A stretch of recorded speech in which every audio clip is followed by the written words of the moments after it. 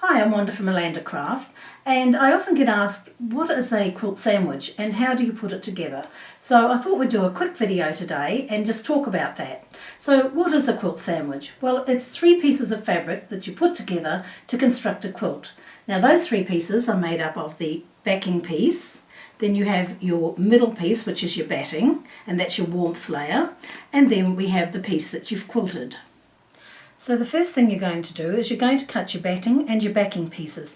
Now these need to be cut larger than your quilted piece, and as you can see here I've just got a small project but I've already cut my pieces. Now I've allowed 1.5 inches around my quilted piece, so I've cut each of these pieces 1.5 inches bigger. You can go up to 2.5 inches, it doesn't really matter, except if you're doing a lot of heavy quilting you need to leave a bit more room, because heavy quilting pulls the lower layers in and you don't want to have it disappear under your quilt top. You also need to have excess so that you've got plenty there for when it comes to trimming your quilt.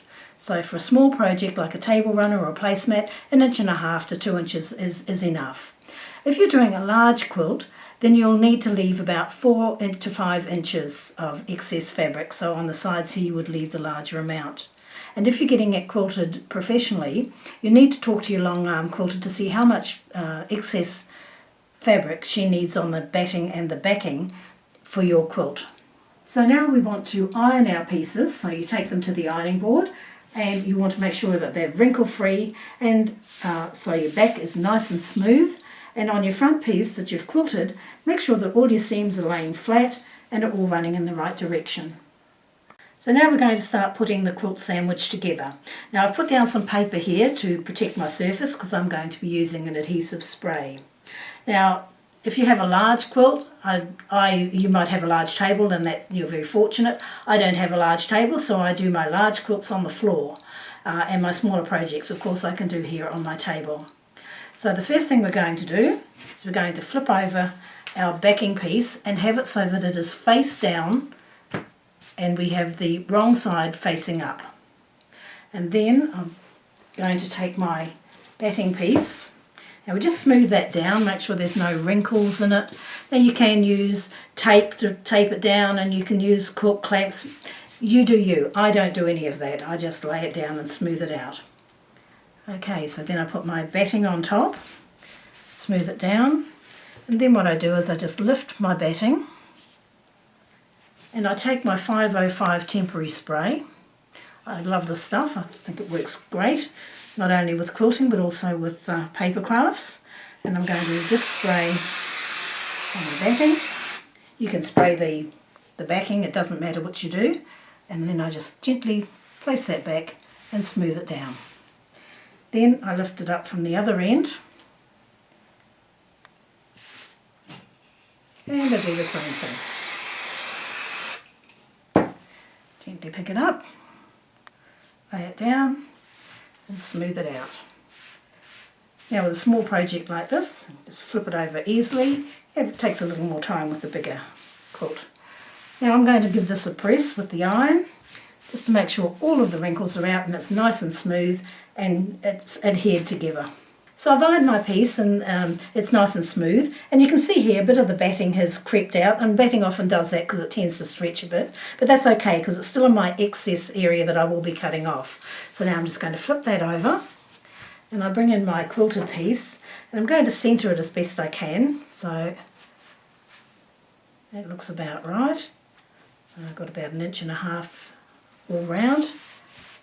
Smooth it down. And now what I'm going to do is I'm going to fold it in half. And if you're doing a large quilt, you probably do it in sections of thirds, so you don't have to do it right in half right at the start. Now I'm just going to spray my quilted piece for this one because of I don't want to get glue all over my batting. Okay, and just lay it down smooth the back. And again, a bit of spray.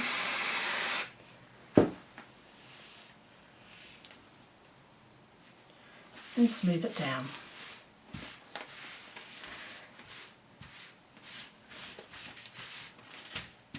So I'll give that a press now, and that'll be all 3 pieces pressed together. So now what I'm going to do is I'm going to pin my project. Now you don't have to pin it because it has adhesive spray on it, and some people just use the spray and then quilt. Some people don't use spray, they just pin and quilt. The choice is entirely yours, but I'm going to spray and pin, and that's what I always do. Now, the pins I'm going to be using are these quilting pins, and as you can see, they have a curve in them, and it makes it easy for putting through the 3 layers and holding them together. You can use regular pins if you like, regular safety pins, or you can just use regular pins. The only problem with that is you're likely to poke yourself while you're quilting, and you may bleed all over your quilt, but I'm sure some people do use ordinary pins. Now, I'm just on a small project. I'm going to do them in each square, so I'll just place a pin in each of the squares. On a bigger quilt, I'll just grab a handful of pins like that and just dump them somewhere where I'm working. Okay, now starting in the middle, just pop it through the 3 layers. See how easy that comes up? So if you don't have these and you're going to be doing a lot of quilting, I certainly recommend them. They make it so much easier to do. Now I place my pins about 4 inches apart, and what I'll often do as well is to stop these corner bits from coming in when I start quilting, I'll often just pop a pin in the corners as well. Just remember to remove the pins when you start quilting, because you don't want to run over a pin with your needle and your sewing machine. And that's the beauty of these, is they're easy to undo when you're quilting. So that's our quilt sandwich put together. So I hope that's helped, and if you've enjoyed this video, give us a thumbs up and subscribe to our channel, and we'll see you in the next video.